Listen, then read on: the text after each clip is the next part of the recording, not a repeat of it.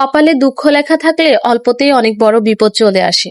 আসসালামু আলাইকুম, আরো একটি ব্লগ নিয়ে চলে এলাম। চলুন বলছি কি হয়েছিল।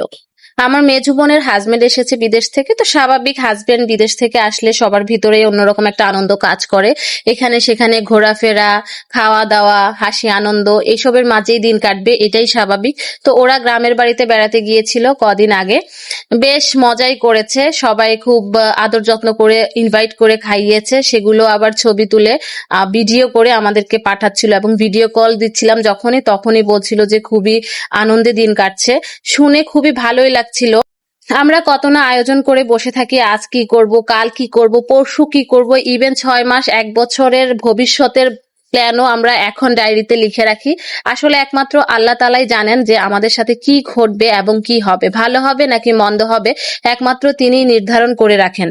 আমরা নাফরমান বান্দারা আল্লাহর তাওয়াক্কুলে বিশ্বাস করি না। আমরা এমন এমন অনেক কথা বলে থাকি এবং বলে ফেলি, নিজের অজান্তেই শিরক করে ফেলি। আস্তাগফিরুল্লাহ, আল্লাহ মাফ করুন। আসলে আমরা সবাই এগুলার ভিতরে ঢুকে গেছি।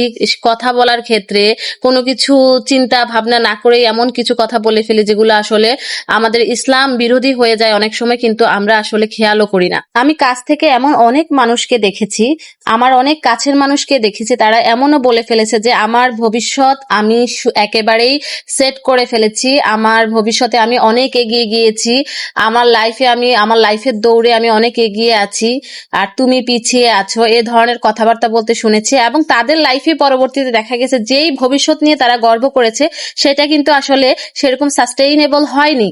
তো আস্তাগফিরুল্লাহ, এরকম কিন্তু আমাদের কারোরই করা উচিত না।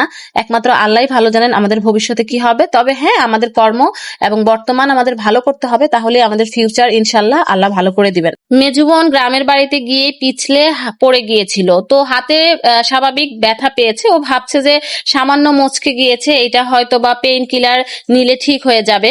তো এটাকে পাত্তা না দিয়ে সে গ্রামের বাড়িতে অনেকদিনই স্টে করে এবং এ বাসায় সে কিন্তু দাওয়াত খাচ্ছে, কিন্তু এর ভিতরে তার কিন্তু প্রচন্ড পেইন হচ্ছে, সে এটাকে পাত্তা দেয়নি। আমাদের এরকম কোনো সমস্যা হলে আসলে এটাকে সিরিয়াস নেওয়া উচিত এবং সাথে সাথে ডক্টরের কাছে যাওয়া উচিত।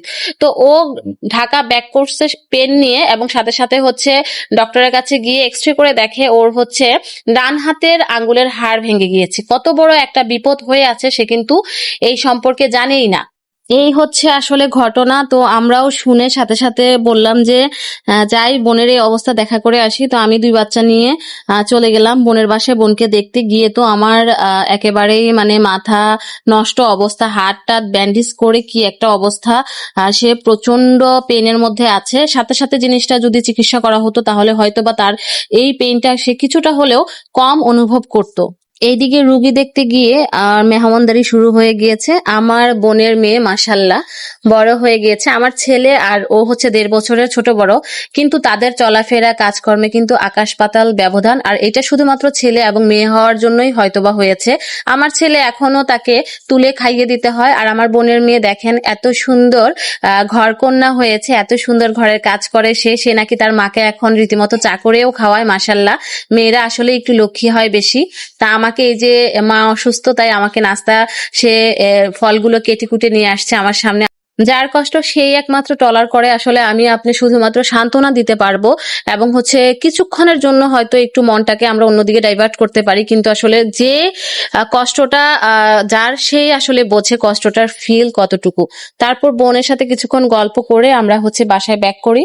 তো আজকের ভিডিও আমি এই পর্যন্তই রাখবো। সবাই ভালো থাকবেন, সুস্থ থাকবেন এবং আমার বোনের জন্য দোয়া করবেন, আমাদের জন্য দোয়া করবেন। আর সবাই সবার সন্তানাদি নিয়ে সাবধানে চলাফেরা করবেন, কারণ ঘরের মা তিনি যদি অসুস্থ হয়ে পড়েন তাহলে ঘরটা কিন্তু একটা বিশৃঙ্খলায় পরিণত হয়। একমাত্র ওই ঘরেই মানুষগুলোই বোঝে যখন মা বিছানায় অসুস্থ হয়ে পড়ে থাকে।